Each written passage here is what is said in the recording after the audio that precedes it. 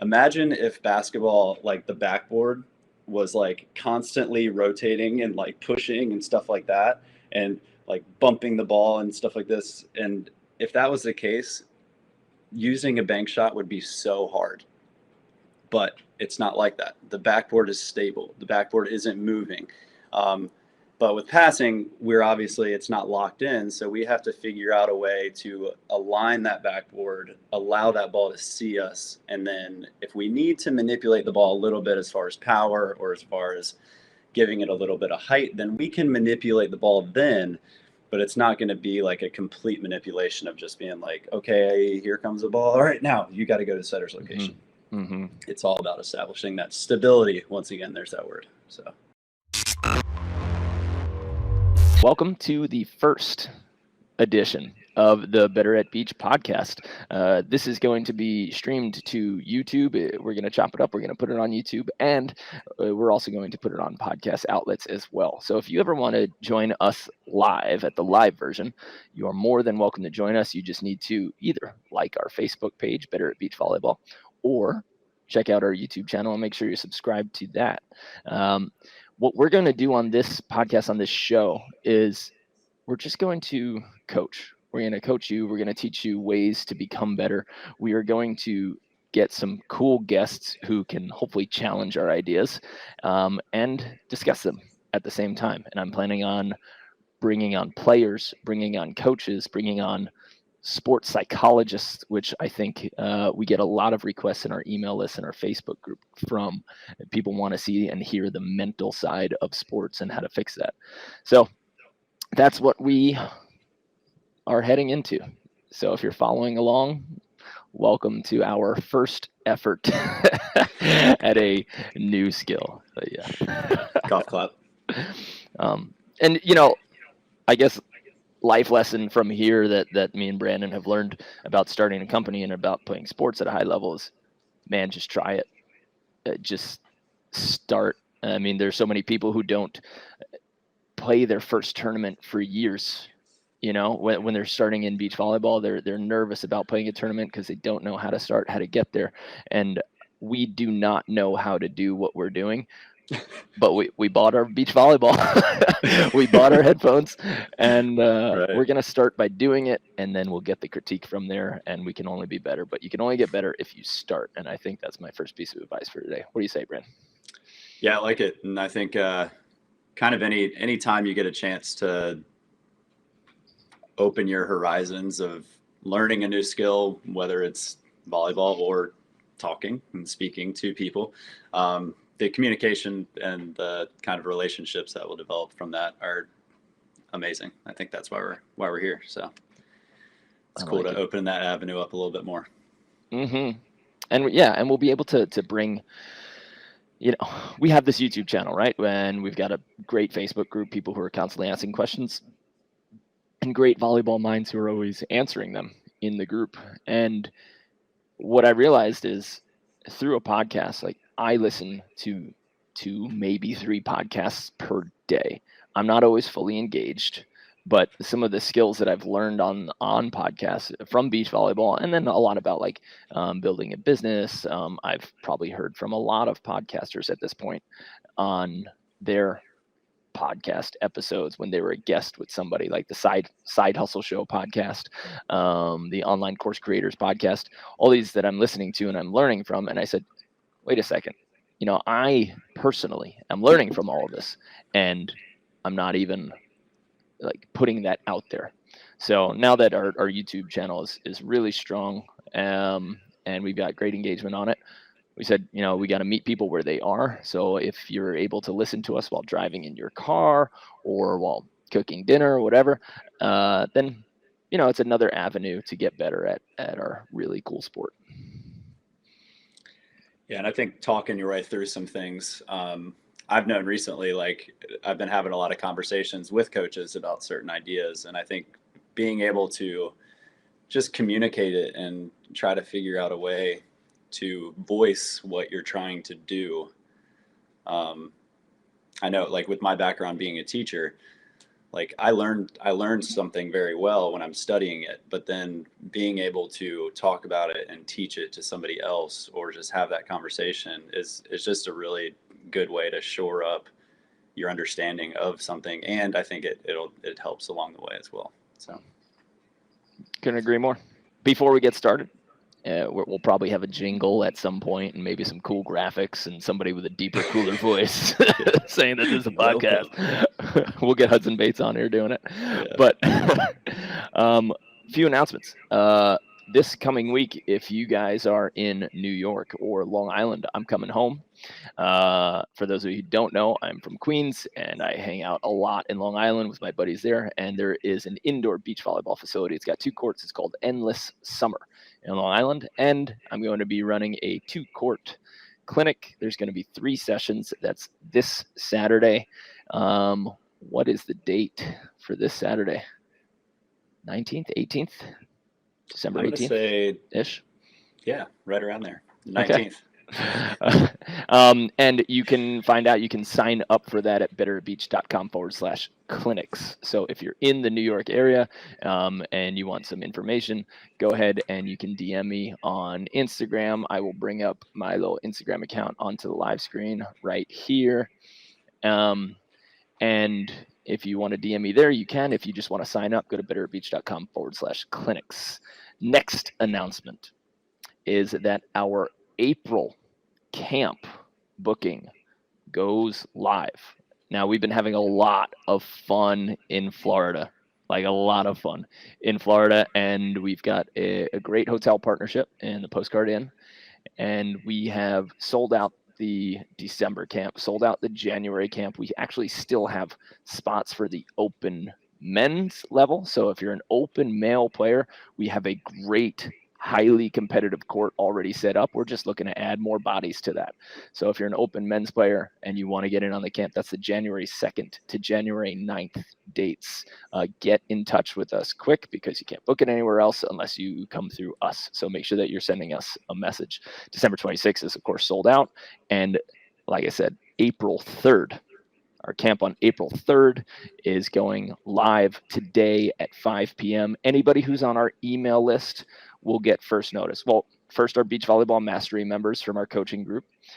Then after that half hour, then we send it to our email list and then we pump it out into our social media. So if you are interested in being one of the first to sign up, we only have 40 spots per camp.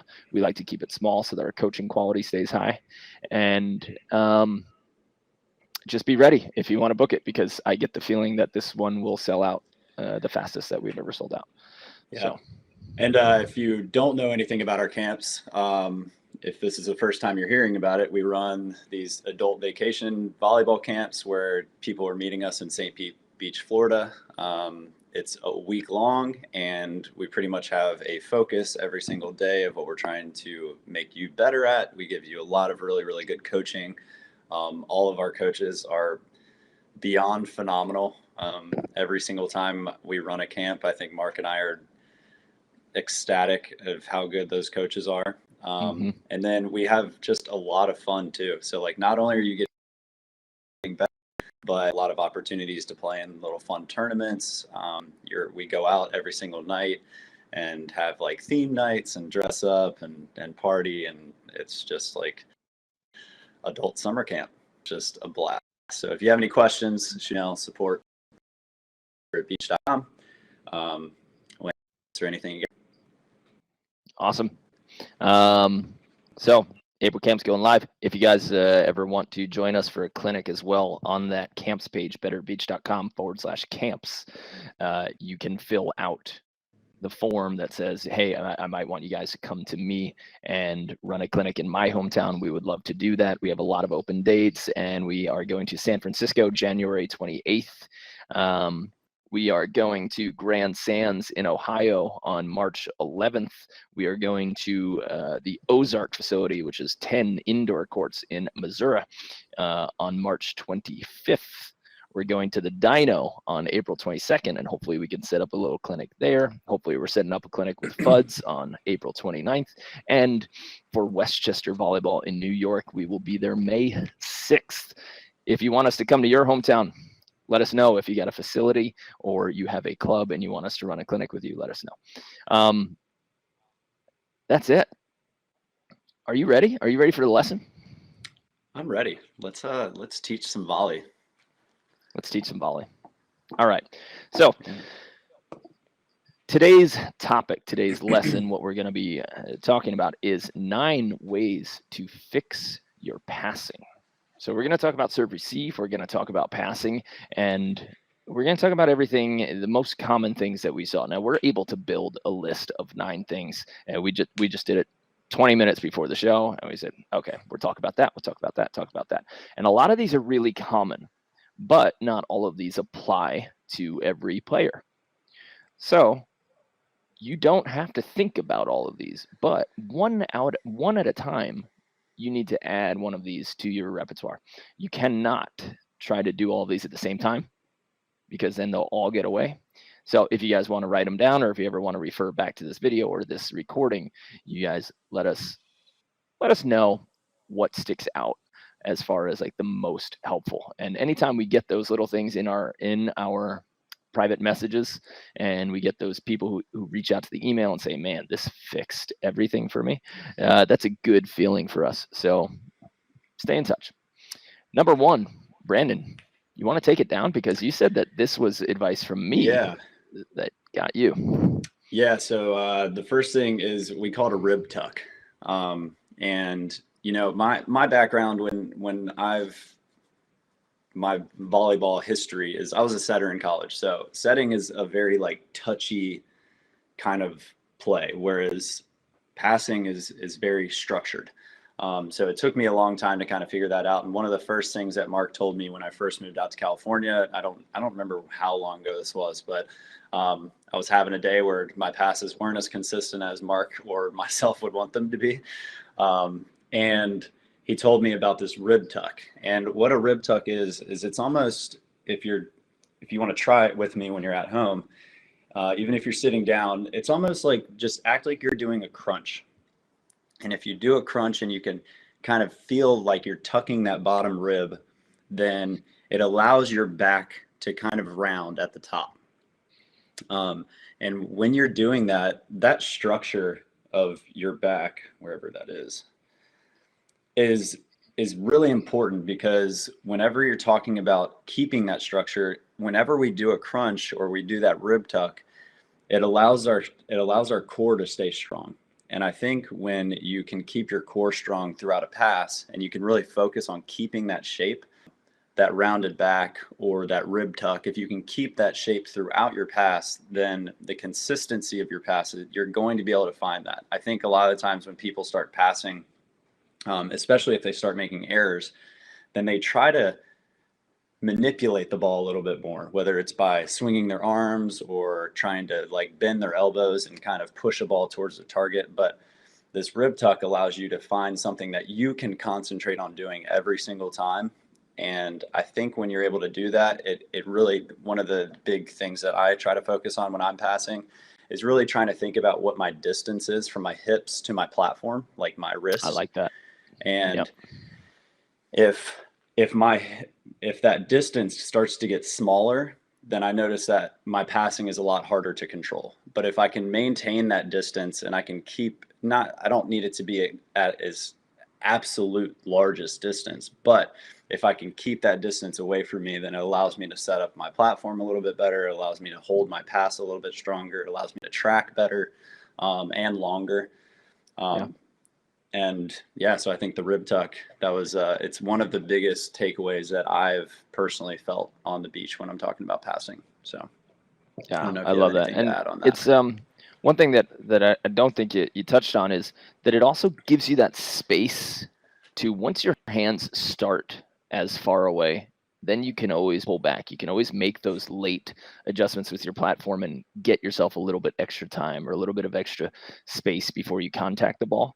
But if your norm is like, if you put your triceps on top of your chest, and so your chest is flaring, if that's your norm, you have no more room to go backwards, so that if that ball floats a little bit more, or you don't quite want to pass it yet, or your feet aren't quite in the right position yet, you're going to get trapped if you don't have that space. And I Right. think that's what I love about it. And a lot of people make that one mistake of, you say like, roll that back. Guys, we're not saying to roll your entire spine. It's the top of your spine. Your bottom, your lumbar spine down there still needs to be like straight and rock solid. That's a part of your core engagement. That's how you're going to stay fast. So don't go all slinky back, and don't do what my wife does when I say like hunch, because she's a gymnast, right? And so she likes to be up straight, and I'm like hunch, and she makes fun of me. She's like this, and I'm like yes, but just with less sass. Right. So key number one, guys, rib tuck, to keep that space from your platform to your chest. That's going to pay absolute dividends, because you'll have more space, you'll have an earlier platform, and you will have the tendency to push the ball to the net a lot less, right? Because once your hands are stuck to your platform, then your platform gets down a lot. And even if they're kind of close, but then you pull back and then you expose this, like you come up with your chest, then you're going to send that ball back to the back line. So that space, that rib tuck, is going to be a big thing. Nice. Anything else for key number one on rib tuck, Brandon? No, I think it's good. And I think if you want to try to practice this, a really good drill is to just have somebody like kind of serve you deep, short, whatever, and really try to focus on just maintaining that rib tuck the whole, what your movements have to be to get to the ball. I think a lot of times especially when we get a really deep high serve, people have this tendency to rise up and watch it with their whole body. And whenever they rise up, then now they're having to refine that shape and refine that platform. And I think it just takes too long. And as you get leveling up into intermediate, advanced, AA, whatever, if you start standing up and taking that time, then that's when your passing is just going to fall apart. So yeah, I think just really focusing on that rib tuck, it's perfect. I like it. Yeah. All right. Key number 2, track early. This was a big one for me. So I used to, a lot of people have watched us play over a lot of years. So they all get this.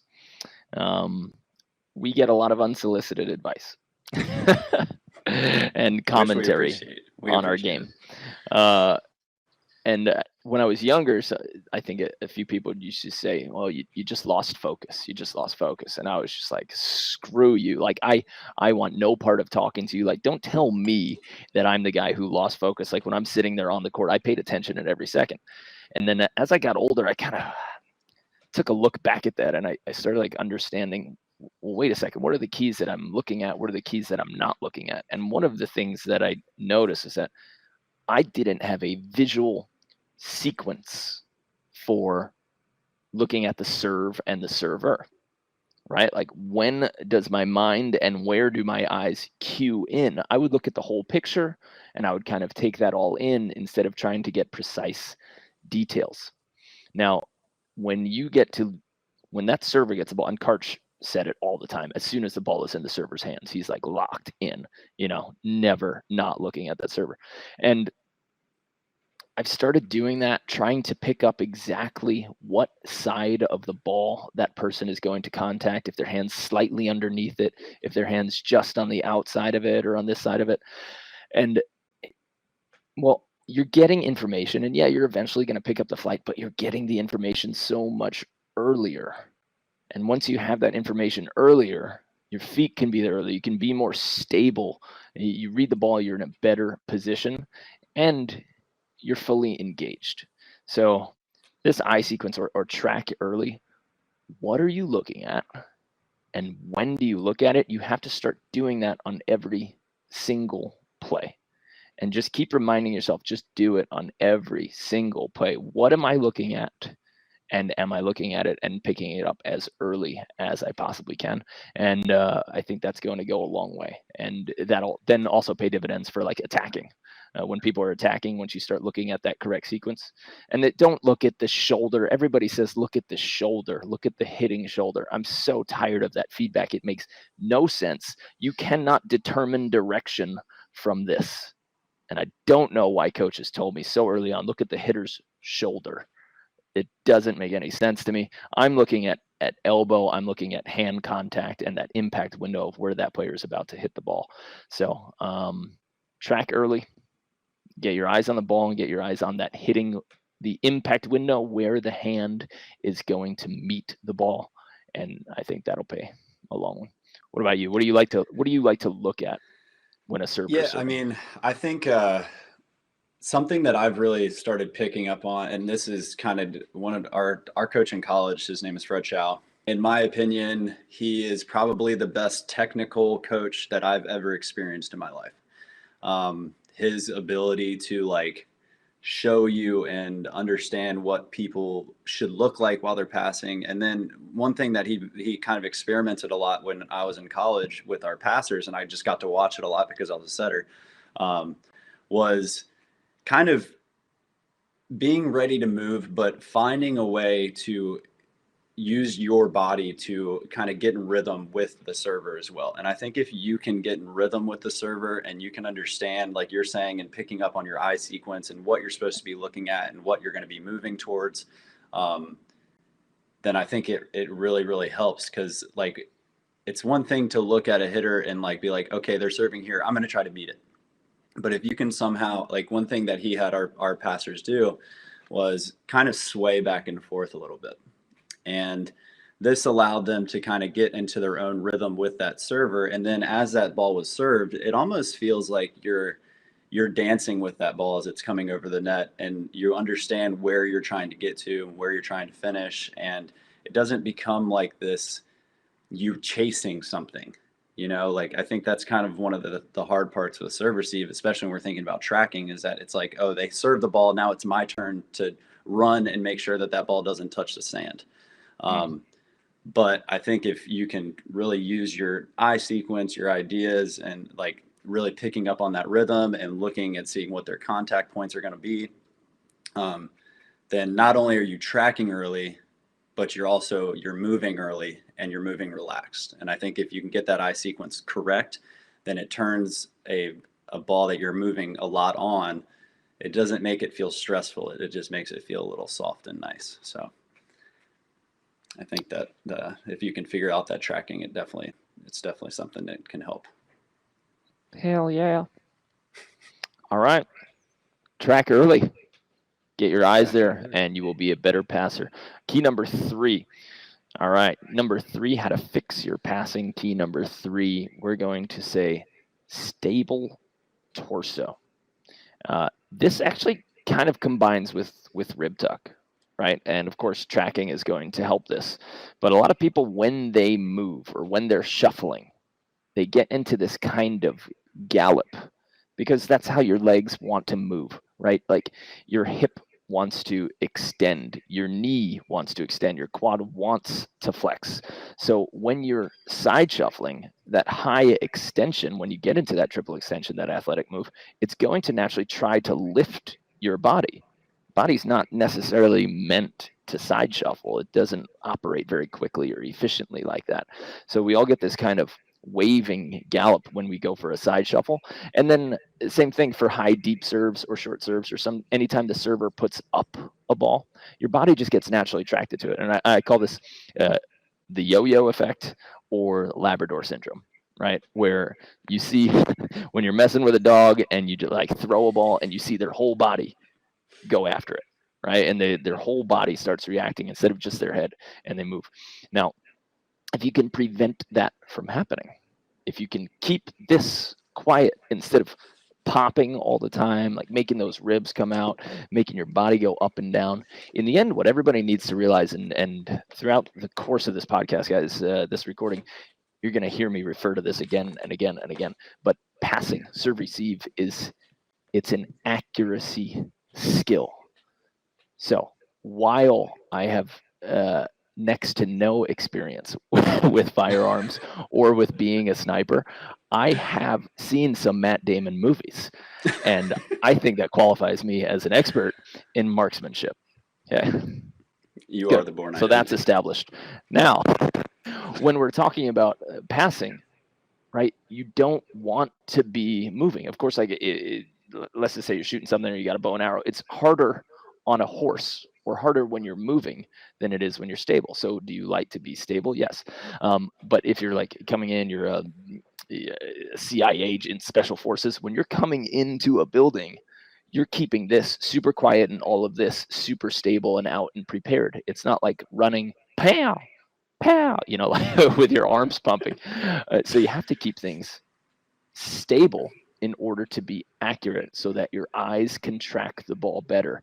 So I like to give people, along with that rib tuck advice, is put a plastic shell, like a cast, on the entire upper body, from your ribs, like from maybe your belly button, all the way until your head.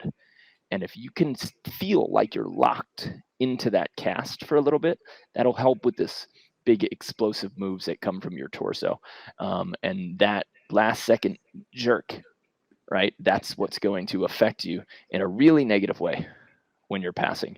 So one of my favorite keys is 100% keep your torso stable and fight for that. And the more you see it moving, if you just record yourself from the side of the court anytime you're in serve receive, check out to see how much the level of your torso and the shape of it changes.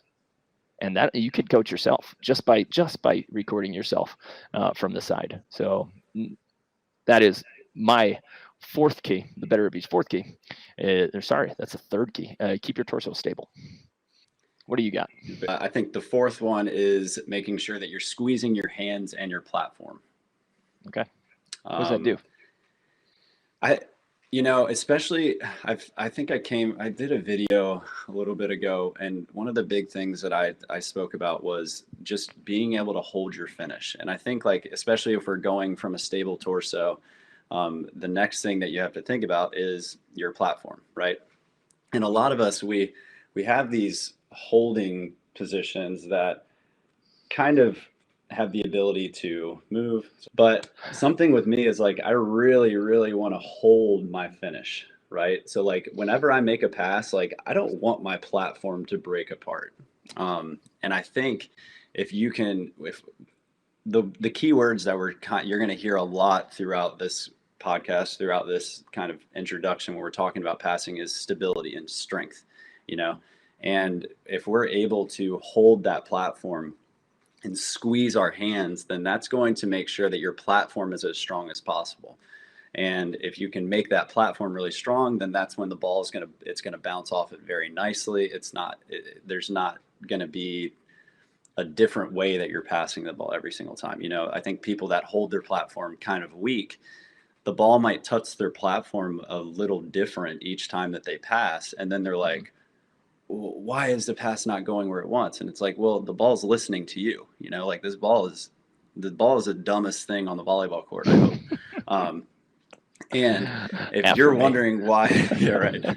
If you're wondering why the ball isn't going where you want it to, it's because you're telling it to go somewhere else, And I think if you can squeeze that platform, if you can squeeze those hands, and you can have the same kind of platform that the ball should be bouncing off every single time, then that's going to allow you to think of something different. Maybe it's an angle, maybe it's where you're putting your feet. It's just something along those lines. So I think if you can hold your hands, squeeze those hands, hold that platform tight, it'll allow you to focus on other things, like your torso, like your platform, like that rib tuck, maybe foot movement. So yeah. It was the biggest thing for me, that hand squeeze thing, because we're going to catch a lot of commentary on this, but I get into this discussion nonstop about how early to hold your platform and how early to get it there. And again, I'm going to, like, call back to accuracy training, right? You don't want to wait until the last second to aim at something and put it together.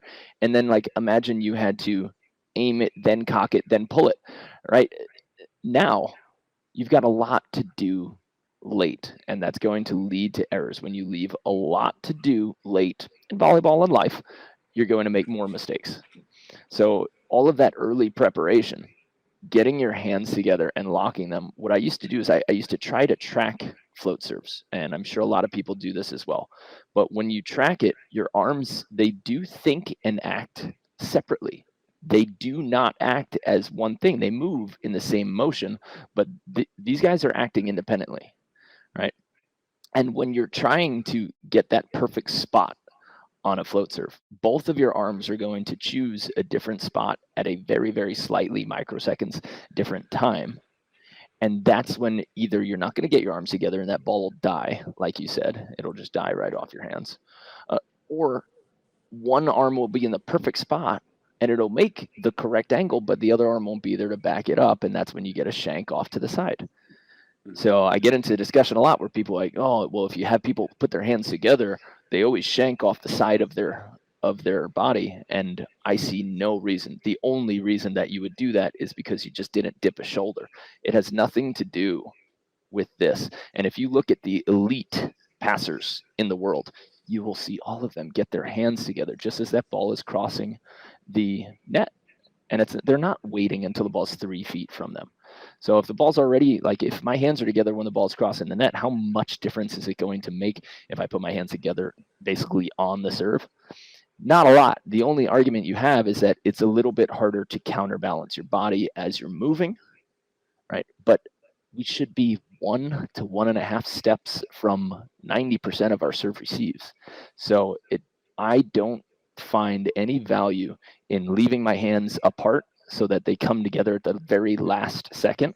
And I don't think that value overrides the like speed drop that you have for that 1.5 steps. If you were a wide receiver and I was throwing you a 40-yard pass, I would not have you run like this. Right? Yeah. Then I'm going to run. And then, of course, for like the last 2 or 3 steps, your hands start preparing. And that's the same thing for volleyball, right? Your hands start preparing by those last 2 steps. And if you're in serve receive, you're really not taking a step. It's a step one way, a shuffle step one way, or a shuffle step the other way.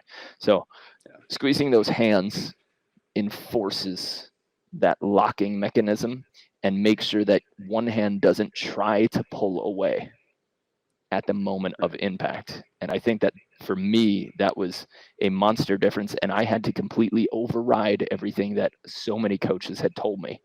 And I was like, you know what? I'm not going to have any of these weak, low passes anymore. I'm squeezing it. I'm making it firm and I'm bringing it together early and I'm chucking it like a baseball bat. Yeah. Yeah. I think, especially when we start talking about like, when they do this, they start shanking. There's so many other variables when we're talking about passing. And I think the biggest thing it comes down to is being a simple machine. Like when you are passing, if you can eliminate a movement, you should. And like what a lot of people, especially beginners, what we see them putting their hands together, releasing their hands, bending their elbows, sometimes praying, sometimes moving. But if you're watching an AVP finals somewhere, these people are getting the serves hit at them and they're doing the most minimal movement they can to make their platform strong. And if that's you holding your platform early and then tracking while you're doing that, if that helps you get your platform together stronger and you're able to hold it longer, then obviously that's going to help. Absolutely. I think we covered that key effectively. Yeah, that was good. Nice. Hopefully you guys are getting a lot out of that. I think there's some busyness in our chat going on. So guys, keep throwing in those questions, keep throwing in those comments. And after this, we're going to get in there and we're going to do some Q&A with you. So if something comes up that we're talking about and you're like, wait, that doesn't quite make sense, throw it into the chat right now. We'll scroll through it. And of course, make sure that you stay to the end so that maybe you can throw that question in again if it's really important to you. Okay, so stay to the end for that live Q&A. And we're going to move on to our next key, number 5, guide or push the ball. Don't hit it. When we see people pass the ball who don't understand like what the angle does, that they're setting up a place for that ball to approach them and then it just reflects off of them. I think people kind of treat it almost like it's a fly swatter, like they want to touch and then leave, touch and then leave. So bringing it back to some of the other keys that we've talked about, get your hands out there early and allow that ball to bounce off of you.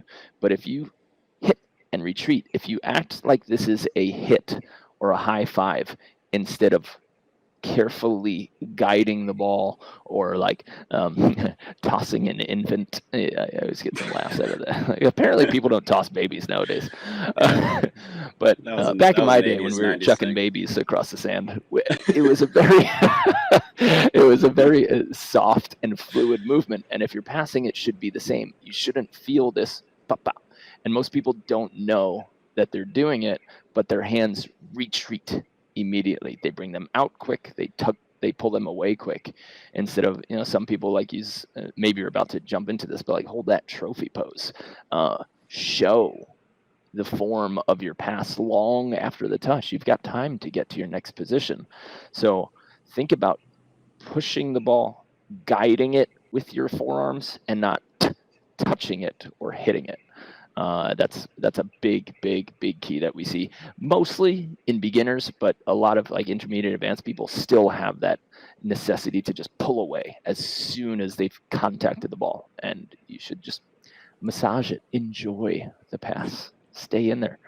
Yeah, I think that word surprise is like a really interesting thing to think about when you're playing volleyball. Like when you're passing and setting, the ball should not be surprised when it's getting touched. It should be a long touch. It should see, if the ball had eyes and when it was coming over the net, it should see that platform out there early. It should know like, oh, I'm going to bounce off this platform and I'm going to go to this different location. I like that. You're if the able ball to, had eyes, what would it see? But a lot of times, like especially with beginners, when we see this really jolty pass or this really jolty set, if the ball was once again had those eyes and it's coming over the net, it's like, where am I about to bounce off of, and then all of a sudden at the last second, it's like, oh crap, like now I'm 60 feet in the air and this person just passed the ball up there. So I think if the ball had eyes, if it's able to see that platform as early as possible, then like that's when the control really comes in. Kind of the same thing. I always talk about basketball, and Tim Duncan, I think a lot of us know who Tim Duncan is. If you don't, he's a phenomenal basketball player, Hall of Famer. And he kind of known for like his bank shot, like whenever I think about somebody who perfected the craft of a bank shot, like I think of Tim Duncan. He's the guy.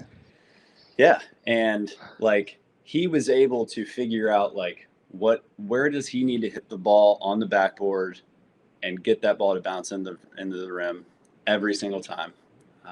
But like basketball, definitely not an easy sport. There's a reason I don't play it anymore. But you're able to figure out where you can shoot this ball and go in.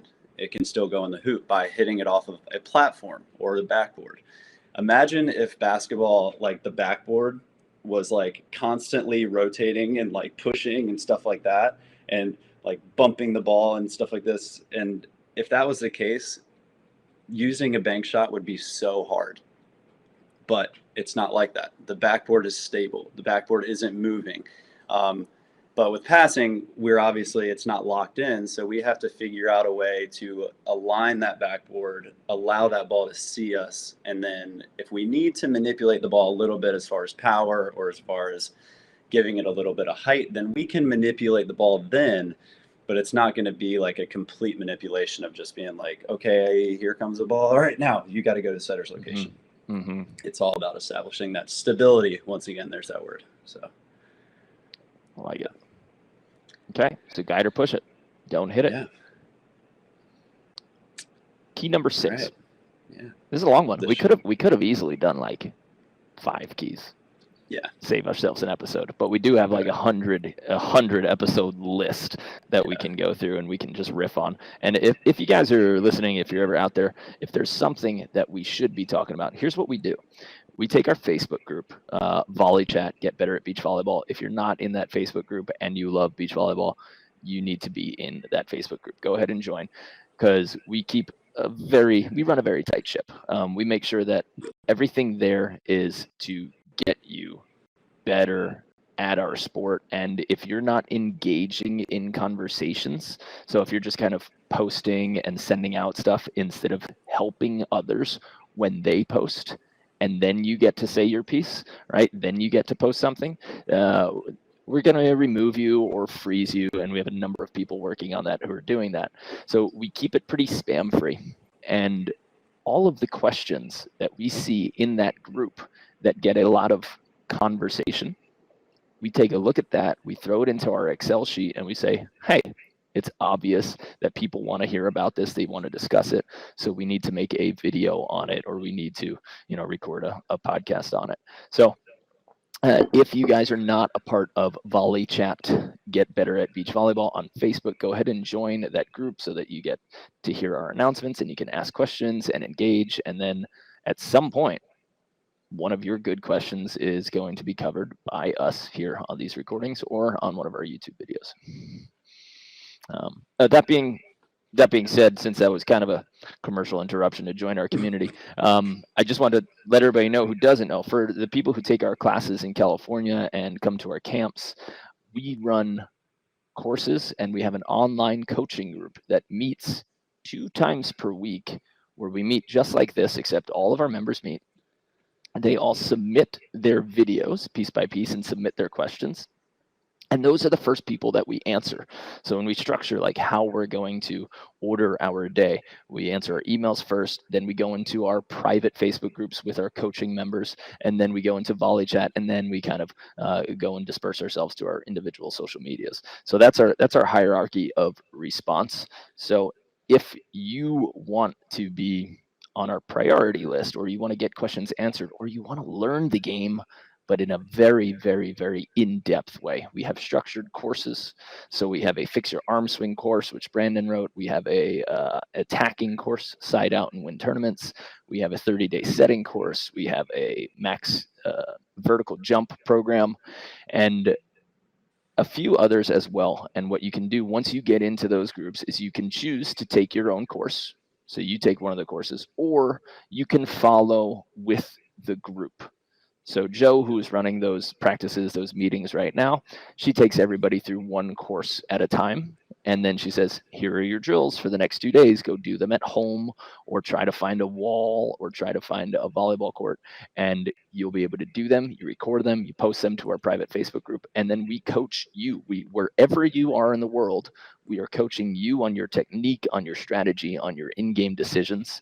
So we really invite you to do that. Go to betteratbeach.com, check that out, and become a Beach Volleyball Mastery member. And then you get to work with the coaches personally, and you get all of those courses laid out piece by piece so that you have a structured set of tutorial, introduction to the lesson, and then how to fix it with the drills that you get to do at home. And no, you do not need a partner. You don't need a facility. We show you how to maximize every course, every skill, every concept, and be able to do it from home. So for anybody who's ever interested in that, betterbeach.com, it's our Beach Volleyball Mastery group, and you can take those courses and we coach you through it. And if you don't want to do that, if you like the in-person stuff, meet us for a camp. The 6th key is kind of easy and can go quick. And again, it also touches back on our first key, which is the rib tuck. The shoulder shrug. A lot of guys, people, I think guys especially, they say, oh man, I can't get my elbows to touch. Is that a problem? First of all, no, it's not a problem.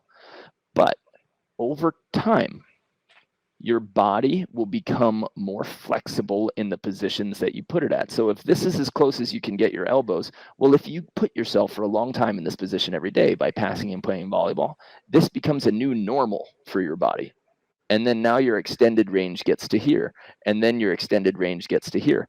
So it is partly mobility, and your arms will come closer together the more that you kind of force them into that mobility position.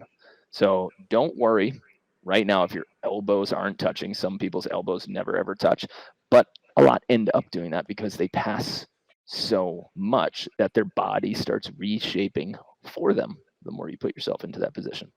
Okay, much like if you're sitting at a computer, this will then shrink your range of motion. It will be harder for you to stand up straight the more you sit on your computer and roll yourself forward, right?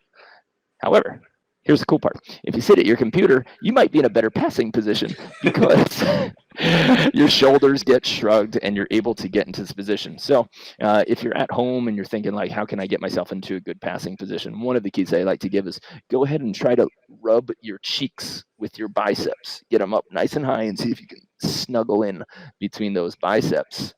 And then once your shoulders are up, and the thing about it is they come up and they protract, right? That's a big key, is that they don't just come up like this and backwards, because that's a weird position to be in, and you're limiting hip to hand distance, which we already talked about. But if you go out, so you protract and you shrug, and you've got this little pocket for your head to be in, this karchkarai, like looking through your thumbs style, you're going to have your hands away from your hips, which is going to help you. Right? Your arms are going to be able to get a little bit closer together. There'll be less separation because my shoulders can be closer together when I'm protracted and shrugged than they can from a good position here. Yeah. So you're going to limit that space in between your elbows once you shrug and roll forward. So I think it's key number important 6 is get that shoulder shrug. It's important to realize that you're doing that before you're touching. You're not doing that in the action of your pass. You know, if you, at the end of the day, when you're done playing, if you're sore here, then more than likely when you're passing, you're doing this kind of jolted move. And we want to avoid that. We want to make sure that we're able to extend away and we're able to like get that shape set up beforehand. Definitely. So key number 7, know when to pass with your hands, like your actual hands. So you know, we're not going to give you the key of like how to build your hands, put your fingers perpendicular, your thumbs parallel. Okay, maybe we just did, right? But we want your thumbs to be parallel, however you do it. Now, if you do it like this, that's okay. We teach like this so that you have some grip and so that there's a little bit less of a ridge when you flatten your hands out, because your thumbs can get a little bit flatter there and they're a little lumpy here. Is that going to make a humongous difference? No, there are tons of passers that pass both ways and still get to the top of the world. But we like this because it's easy to teach and because you have a grip, right? You have a nice solid grip. Now, sometimes you can't reach a ball. Sometimes no matter how fast you are, how fast you're moving, you just can't reach it. And especially on short serves or diving plays, people still try to use their forearms when you're not going to be able to generate enough bounce velocity. The ball's not going to bounce hard enough off of your platform to get to the necessary height. So if you're just barely trying to reach the ball outside and you can't get it on your forearms, that's okay. That's why you have this built for yourself, because this is now a big, fat, wide, flat platform. Talked to Alex Valkenhorst from Germany, one of the top German blockers, one of the top players in the world.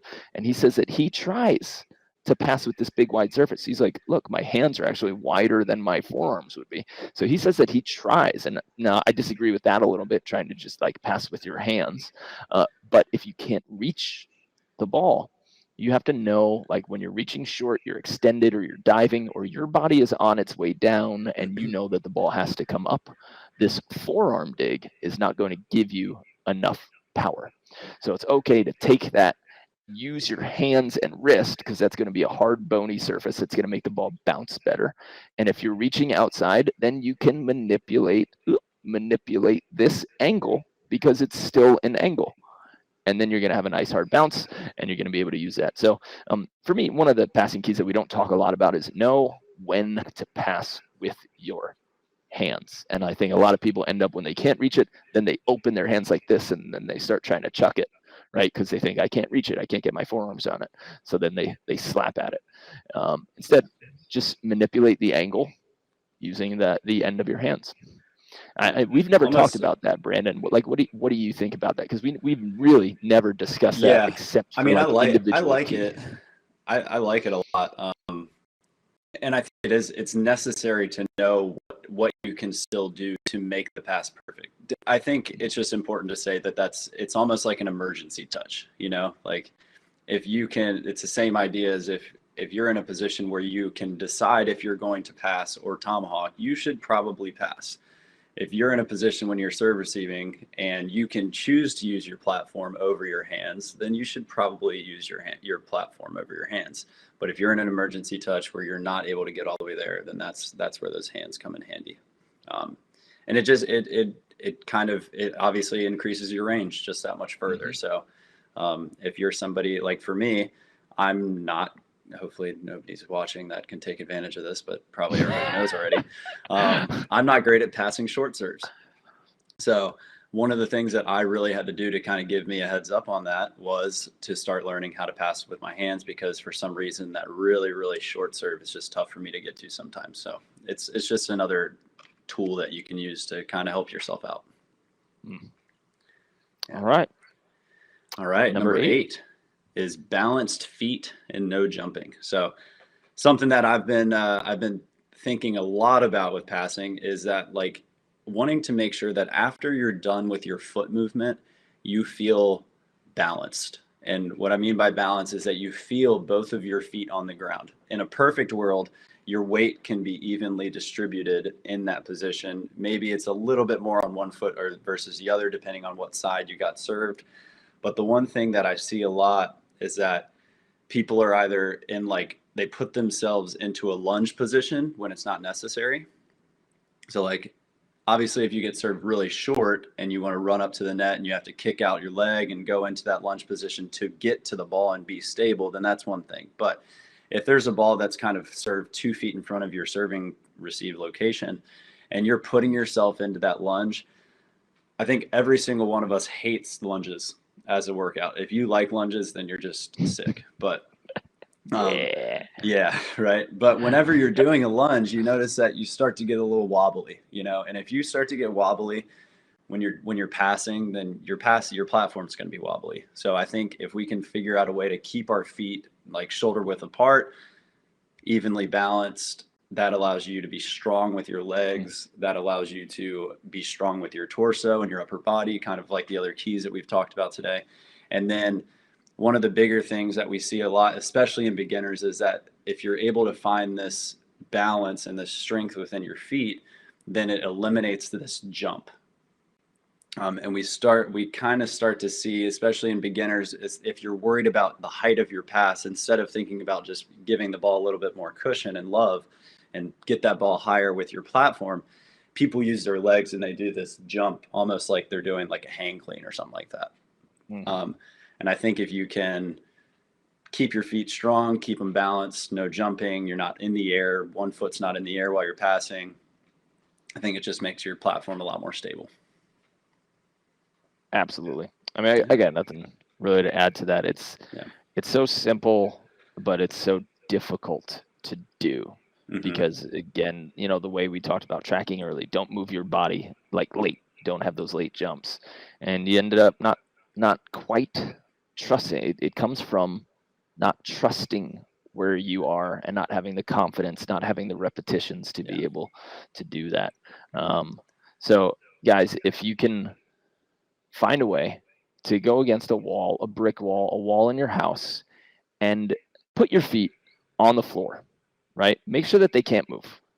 And once your feet can't move, then pass to all different sides of you, pass high, pass low, see what it's like to leave your feet on the floor and then get in those other positions, but don't let your hips keep jumping you, right? Make sure that you're learning to just pass with your arms so that you have the ability to control your hips on that contact.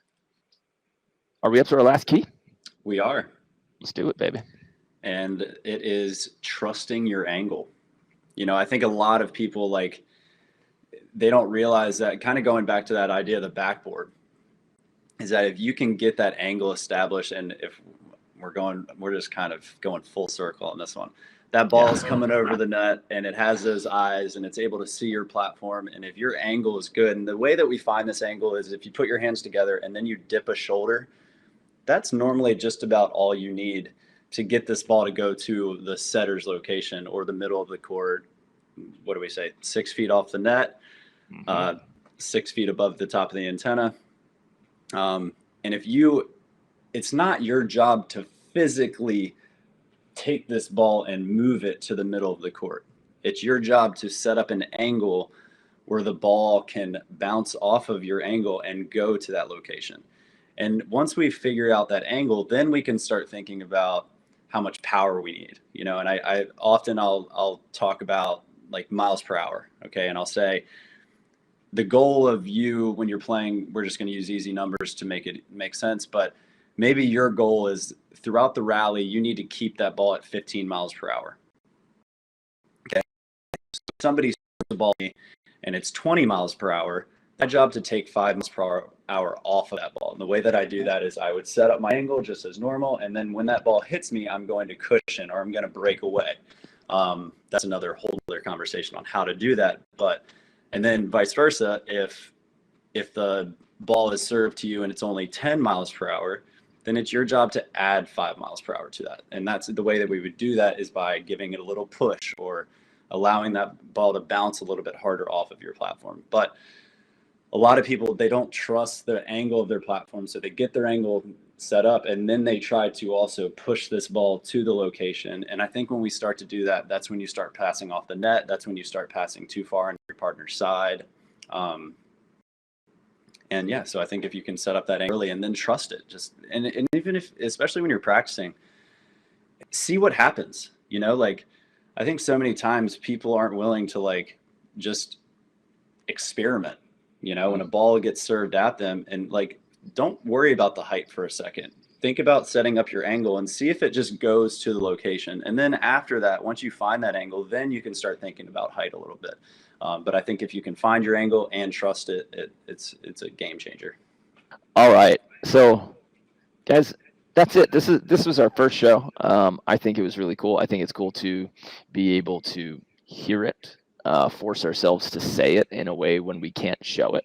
I think it's going to make us better coaches. It's going to probably help some of you learn a lot better. So what we want from you here, whether you are with us live or you're listening or watching the recording, go ahead into the comments. First of all, please like and subscribe. We're putting in a lot of time into all of our free content. We have an incredible library behind the paid wall on our memberships and our courses on Better at Beach, and we run some really fun training vacations. And but it helps us when you guys get engaged. So if you haven't liked and subscribed, please go ahead and do that. We have Better at Beach Volleyball on Instagram, but we are way more active on our Facebook group, Volley Chat, Get Better at Beach Volleyball. That's where we have a lot of discussions. My Instagram is at Mark Burrick, not Burrick, Burrick. And then Brandon is Joy_Beach VB. And if you guys want a free drill book, we have 36 essential drills for beach volleyball. That is at betteratbeach.com. It will pop up for you, and you'll be able to see a couple of different options as well. Remember, if you head over to the camps, our registration for April 3rd training camp in Florida and St. Pete Beach, consistently voted the top beach in the world, as well as the USA. Of course, USA as well as the world. Whichever comes first. It's a great beach. It's beautiful. There's a bar and a restaurant right next to the courts, big giant pool, and we go out and hang out with each other every night. Last 2 weeks got sold out, and that booking goes live today at 5 p.m. PST. If you are if you're a part of our membership, then you will get first notice. If you are on our email list, you will be the second people to know.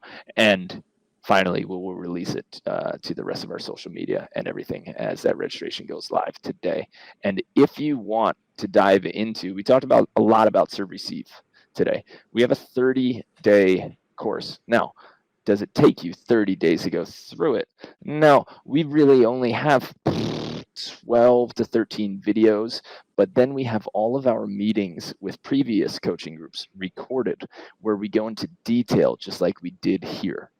And those details, we think, is where people get the most benefit from that live training. So you're going to get that course along with a setting course, a fix your arm swing course, an attacking course, a serving strategy course, a defender course, and a peeling and blocking course. Plus, behind that wall, which we also sell separately if you want it, we have 20 fully recorded practice plans for beach volleyball, and that's also going to come with 38 more written practice plans. So if you're a coach, or if you're just somebody who organizes all of your training with your friends and you want to jump into that, the practice plan, you can find all of this on our homepage, and we would love to have you in our personal training groups, whether it's online or in California or at a camp. So come join us, come hang out with us. And if you are in New York, I will see you in Long Island this Saturday, December probably 18th, I think. Saturday the 18th, going to run a little clinic at Endless Summer in Long Island. So DM me if you're interested. But if you know that you're ready to go, just go to betterbeach.com/clinics. And if you want us to come to your facility, reach out, email us. We are trying to fill up all of these weekends. This is our very official scoring sheet. We run a tight ship. And a special announcement for me personally. I'm starting a new podcast. I'm basically creating a course of learning for myself, so that I can talk to other entrepreneurially mindseted people. I need to go back to English class, but other entrepreneurs who have developed businesses and are trying to create income from their sport. So if you are athletically minded and you have created a business, I want to talk to you. I want to interview you. I want to learn how you did it so that we can share it and teach it to others. And if you're thinking about starting it, and you are just worried about how much goes into it, and a lot goes into it, but we can simplify that and we can give you some paths. That's going to be the Entreprenathlete podcast, and we'll be doing it similar to this and just hopefully interviewing people in a really cool way. And so if you're interested in building a business, or you're starting lessons or private training, or you want to start a league, this is going to be a place where you can really learn a lot. So Entreprenathlete podcast is going to start. I've already done 2 interviews and learned a ton, and we just got to get them all edited. So that is all we have for the very first episode of the Better at Beach Volleyball podcast, Brandon. All right, so if you're listening to the recorded version, we will see you next time. And if you're on our email list, we will tell you so that you can be here live with us and get into the Q&A, which we are about to go through now.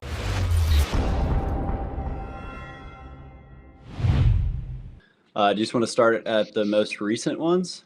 Mark Goodkin, I'm going to go ahead and say that's how you say it. Yeah, email us, Moonlight Beach. I don't know where that is, but sounds great. I love playing volleyball under moonlight. Down in San Diego, I'm pretty sure. San Diego, nice. I think it's just north of San Diego. Yeah, okay. That'd be real easy. Mark, do you have a club there? Is that what we're talking about? Do you have a club, or do you have just a group of adults in Encinitas? Because we need a certain number to make it worth it for us to travel, and we would love to work with clubs or groups. I know a lot of adult groups end up inviting us out, and it starts with like 8 people, and then by the time we show up, they're up to like 30. So if you want to start doing that, we can get you in the books for a weekend. But reach out and just email me at support@betteratbeach.com, Mark, and that would be fantastic if you could do that. Yeah. All right, next one, John Suyte, Suyte. I don't know, but any tips on tracking and passing a skyball? I got some really good info. So the first skyball I ever passed in Carambulas. Listen, do you have to give away the keys to passing a skyball on this? I mean, I don't think too many people we play against are here, but all right, you get to give one key to passing it. Okay, think about passing with your shoulders. Is that too much? No, that's great. Okay, so don't think about passing with your platform. Think about when you're tracking it, track it with your shoulders. That's all I'm going to say. Okay.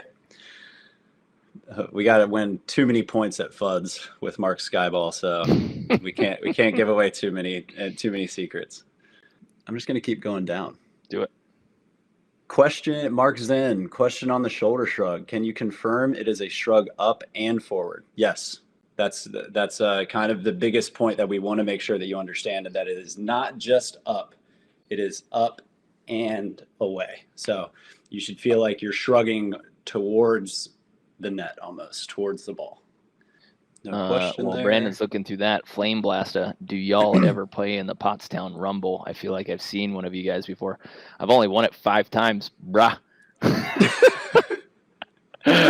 And it ended my summer this year, so.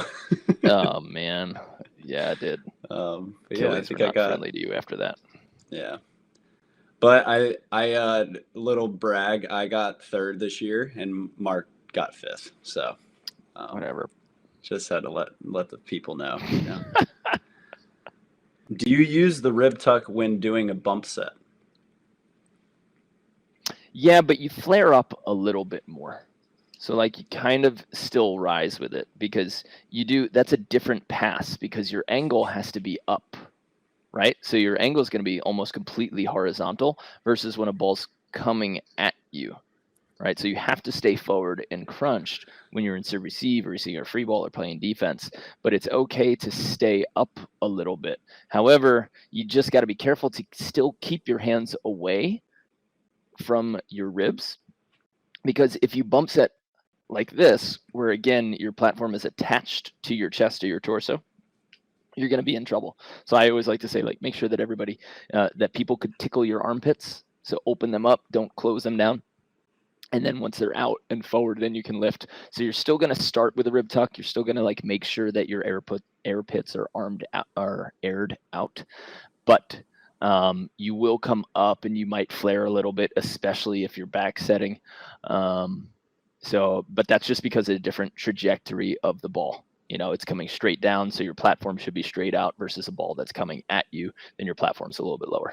There's a question about the balls, the new optics design. Can we be honest for a second? That pisses me off.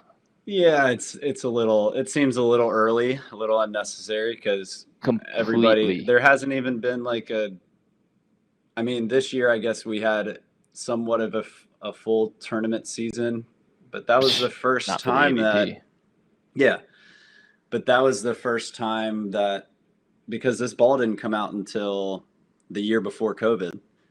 Mm-hmm. And so this was the first year that wasn't the like tournament series that everybody got to play in the tournament. So now we already are supposed to buy new balls. I don't know. It seems very, very interesting. They're going to create enemies out of their own customers. The people who are loyal to them, loyal to the sport, people are already waiting for these balls to be they're backlogged constantly. So people are still dying to get this ball, and now they're going to switch it. Now they're going to, take all that money and say, like, we've created a new ball, and all the money that you've invested in us, now we're making you change it and buying new one. So much money. I know, like, there are people buying 80 balls at a time and selling 10, like getting 10s for their friends. It's like, it's the amount of balls that those sold in those 3 years was probably way more than they normally sell. And now all those people, if they want to stay in, and a lot of people like to have the new thing, then they just have to go around and do it again, which is kind of weird. So it's a little annoying. And it's also like, if anybody's been paying attention for 4 years, then you know how much they talked about, how much incredible research went into the optics and seeing the ball better. And this is the best seen volleyball in the entire world. Right. We couldn't see the other one, the old one. So I am like, you couldn't see it. I don't know how we played so blind. And now, like, by creating a new ball with a new color system, you say that, like, your last research wasn't good enough, so all of your marketing was a little dishonest.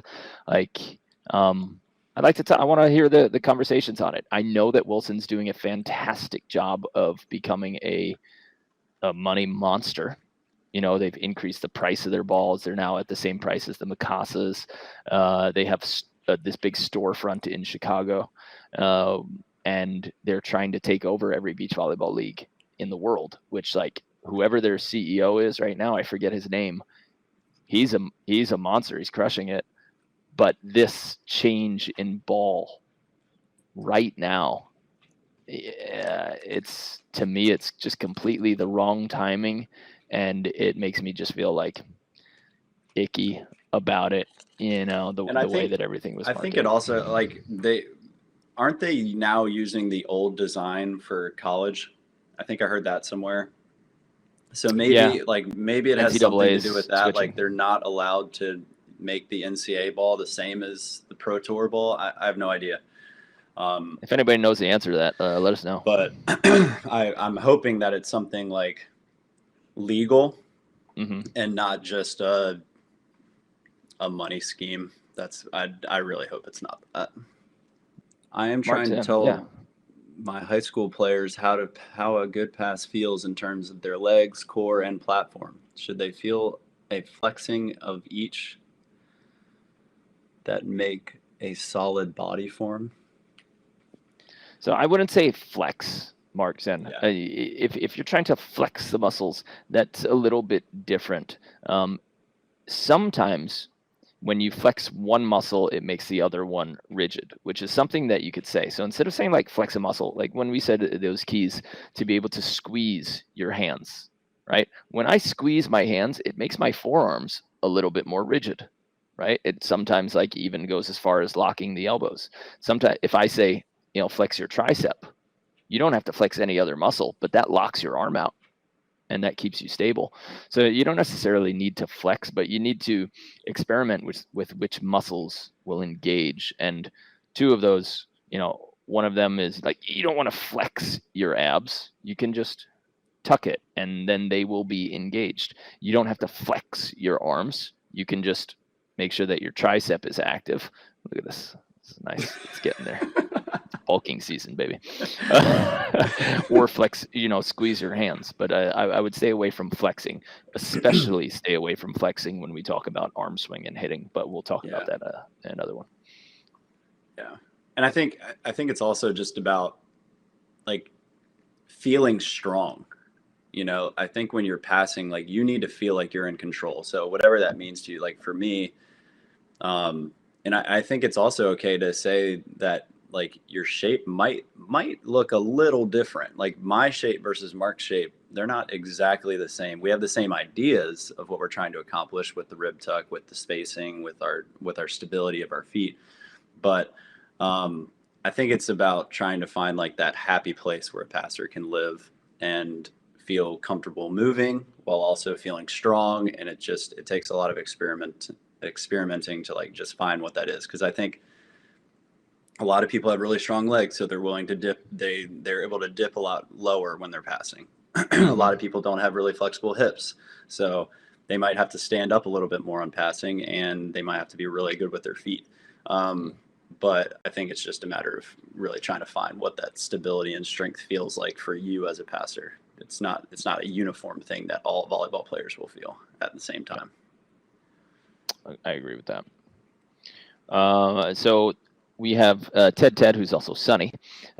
Sunny asks, when receiving a hard spike or serve, are you ever afraid of getting hit in the face? I find my fear of getting hit in the face hinders me. Sometimes or you accept that you might get hit in the face for the dig. I played libero in college, and I was willing to wear it just like right on that cheek. And yeah, it will happen. And if you're overly concerned with it, if fear is coming into like it's going to hurt, then you're going to flinch. But the more you see those types of spikes, the more you can react. It happens, but it happens rarely that people get hit in the head. And the way that the ball moves, like, yes, there are concussions when people get hit with a hard spike, but they are pretty rare. They're pretty rare, and the humans that are able to hit those balls are also rare. And if you find yourself on courts with people that hit that hard and that down, then you're playing high-level volleyball, and your defense should match that. But I've been hit in the head a bunch, and I've never like really been rattled. And anecdotal evidence is not really evidence. But if you're staying in there more, I would just say make sure that your forearms are built so that the ball would come up if you didn't move, right? Focus the ball on coming into your forearms and have your hands out so that your angle's already built when they're hitting that. And no, it's not going to hurt that much if you get hit in the head. So, Yeah. And it's so don't still, worry about it's still up, you know? Yeah. Like, still winning that point. yeah, if you can get a second touch on it, like the person that hit you in the face can scream and ooh and ah as much as they want, but you still got the ball up. So I think that's good. I like Matt's question. Matt? I met Yeah. Oh, that's good. I met a great indoor player, a D1 indoor, on the sand who didn't have sand legs yet. What is the first thing you tell an indoor player to focus on to get comfortable on the sand?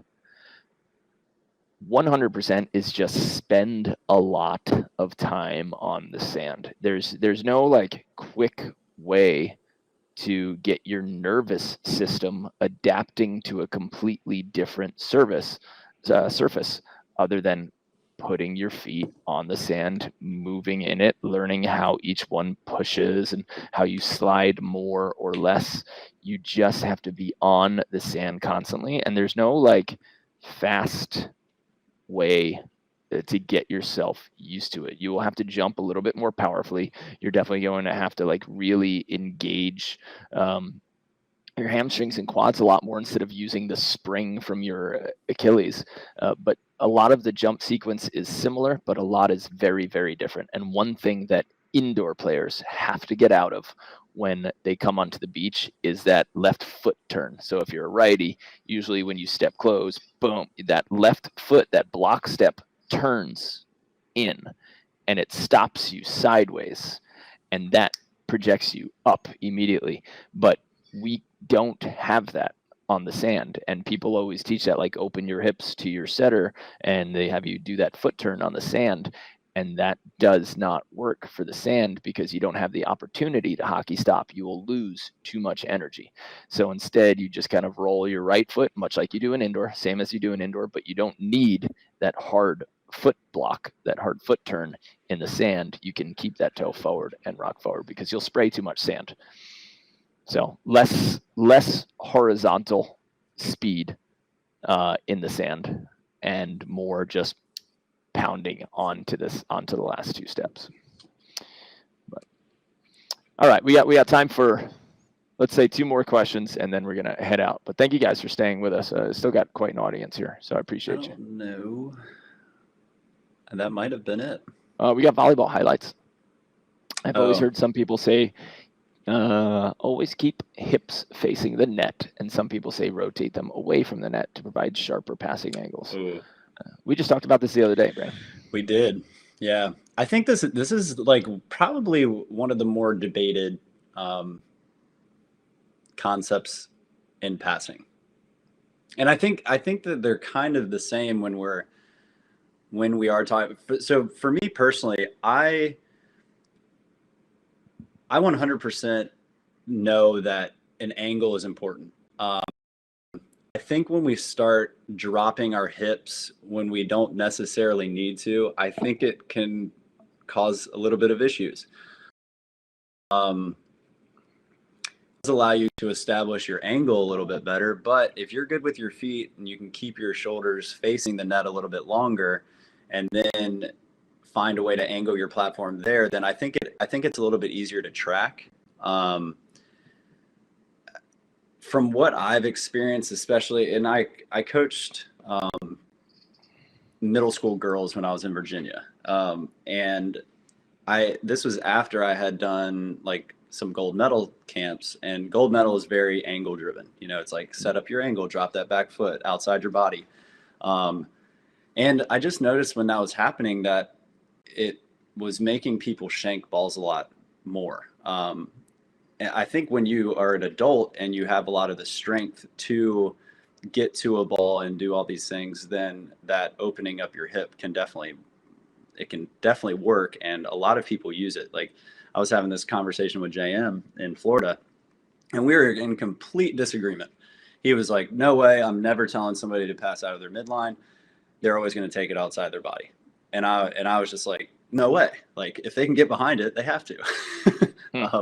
So I think it really is one of those things that you kind of have to do. So for me personally, I pass the ball a lot better when I think about getting my midline behind it. And then if I can't get my midline behind it, then that's when I open up and I drop angles, drop feet, drop angles.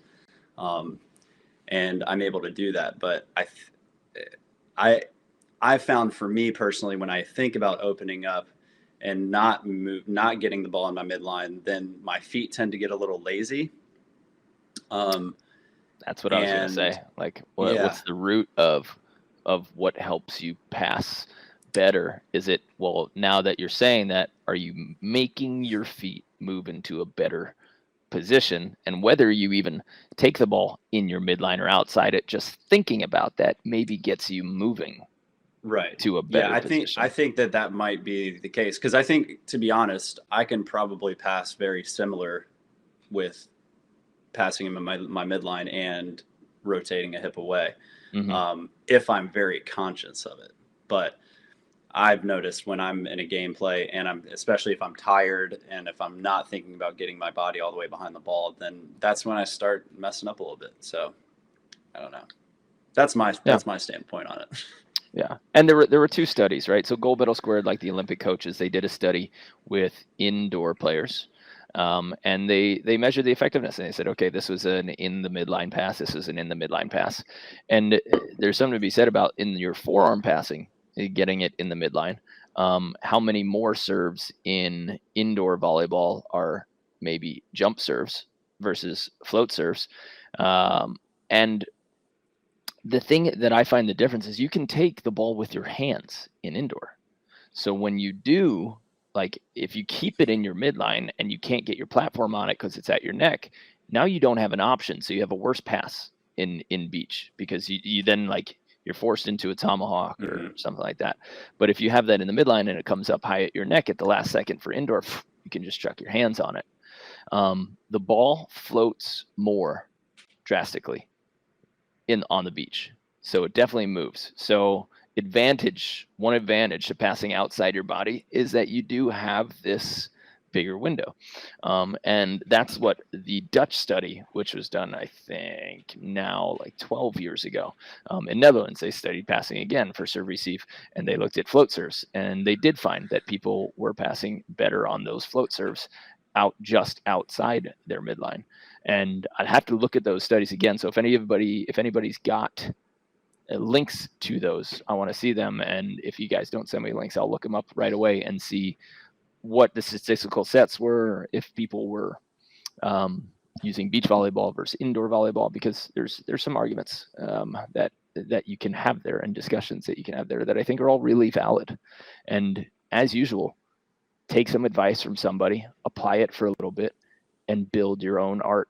You know, this is your volleyball. It's your style. Do what works for you without completely disregarding your coach. Stay open to new pieces of advice. Try it. See if you like it. And you guys will find your way a lot better. So I see a lot of open hip passing in the D1 tournament this season for serves coming from zone 1 to zone 5, especially. Yeah. I'm assuming you're talking about the Final Four for the women. Yeah, but the one thing about women's float serves on that net, those balls get on them so fast, you know? Like, that's probably one of my biggest nightmares in my life, is like being in front of a crowd and having like a female on a female net, a female crushing a float serve at me. 15-year-old girl just fearless. They're just fearless, you know? And that ball gets on you so fast that, like, especially the quicker a ball goes, you're obviously not going to be able to get all the way behind it. So that is definitely when you're going to see the open hip passing, especially if you're serving line to line. Getting all the way around that ball is always going to be tough. But yeah. And especially if they can get it on them, is saying also lots of handcuffing. If they're serving that same ball and it's serving that at their neck, then yeah, that's where you get handcuffed. And it does not feel good. All right. All right. Guys, thank you for staying the extra half hour with us. Can't believe how many of you are still here. Awesome. That shows us, me and Brandon, that you guys are here, you guys are listening, you guys are watching. So it shows us that we've got some proof here that we need to continue this format. And if you guys have any advice or questions, go ahead and volley chat, converse with us. And if you want us to, again, run a clinic in your hometown, we have a lot of Saturdays coming up that are open, especially in February. And we're looking to fill them in different cities. So we'd love to meet you and hang out with you and bring some volleyball to your people. So, Brandon, any last words? No, I appreciate it. Thanks for commenting and asking questions as we're going. This is exactly why we're doing it, so we can talk to you guys and answer some questions while also dropping our ideas. So it was really fun. Hell yeah. All right. Yeah. Till next time. Alrighty. Signing off. Bye, guys. See y'all.